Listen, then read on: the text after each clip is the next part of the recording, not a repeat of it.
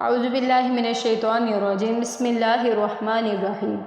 نبی کریم صلی اللہ علیہ وآلہ وسلم نے فرمایا کہ بنی اسرائیل میں 3 آدمی تھے، ایک کوڑی، دوسرا گنجا اور تیسرا اندھا۔ خدا تعالیٰ نے ان کو آزمانا چاہا اور ان کے پاس ایک فرشتہ انسان کی شکل میں بھیجا۔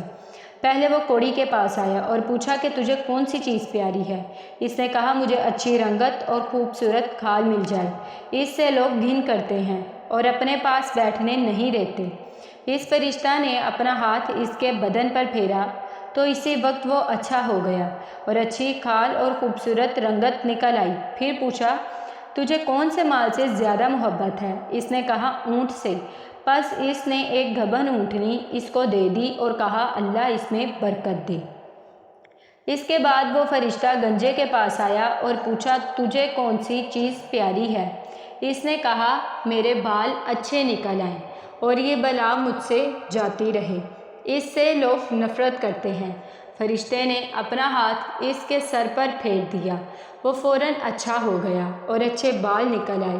پھر پوچھا کہ تجھے کون سا مال پسند ہے؟ کہا گائے۔ پس اس کو ایک گبن گائے دے دی اور کہا اللہ اس میں برکت بخشے۔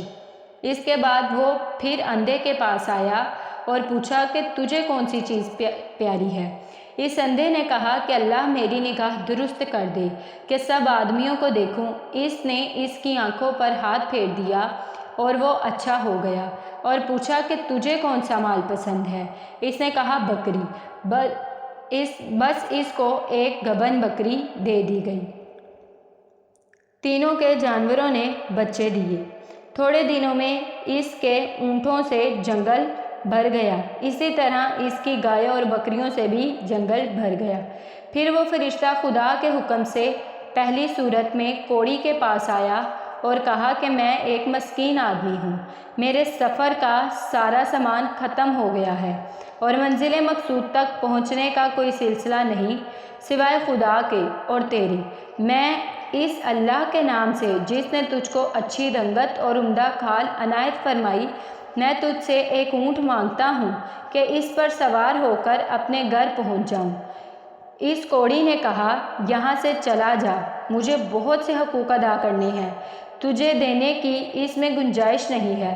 فرشتے نے کہا کہ شاید تجھ کو میں جانتا ہوں، کیا تو کوڑی ہی تھا کہ لوگ تجھ سے گھن و نفرت کرتے تھے، اور کیا تو مفلس نہ تھا؟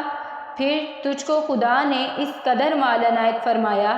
اس کوڑی نے کہا واہ کیا خوب، یہ مال تو میری کئی پشتوں سے باپ دادا کے وقت سے چلا آ رہا ہے۔ فرشتہ نے کہا کہ اگر تو جھوٹا ہے تو خدا تجھ کو ویسا ہی کر دے جیسا کہ پہلے تھا۔ اس کے بعد دوسرے شخص یعنی کہ گنجے کے پاس آیا اور اسی طرح اس سے بھی سوال کیا، اس نے بھی ویسا ہی جواب دیا۔ فرشتے نے کہا اگر تو جھوٹا ہے تو خدا تجھ کو ویسا ہی کر دے جیسا تو پہلے تھا۔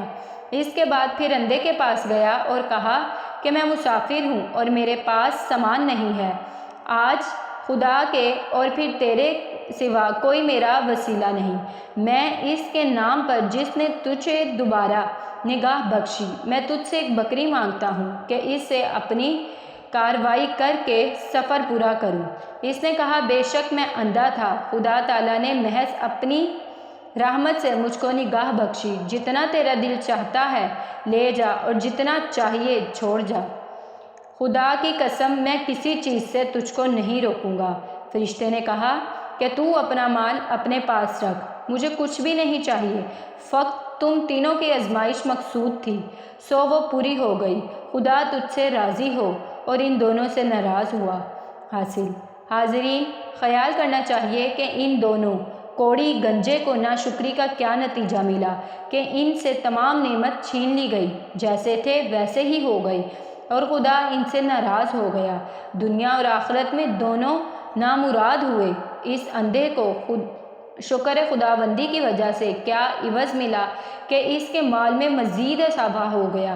خدا اس سے راضی ہوا اور دنیا اور آخرت دونوں میں کامیاب ہوا۔ آخر میں ہمیں اللہ سے دعا کرنی چاہیے کہ ہم سب مل کر دل کی گہرائیوں سے اللہ سے دعا کرتے ہیں کہ اللہ ہمیں اس تمام واقعے سے سبق حاصل کرنے کی اور نیک اعمال کرنے کی توفیق عطا فرمائے۔ اور ہمیں اپنی آخرت کی بہتری کی تیاری کرنے کی توفیق عطا فرمائے۔ آمین یا رب العالمین۔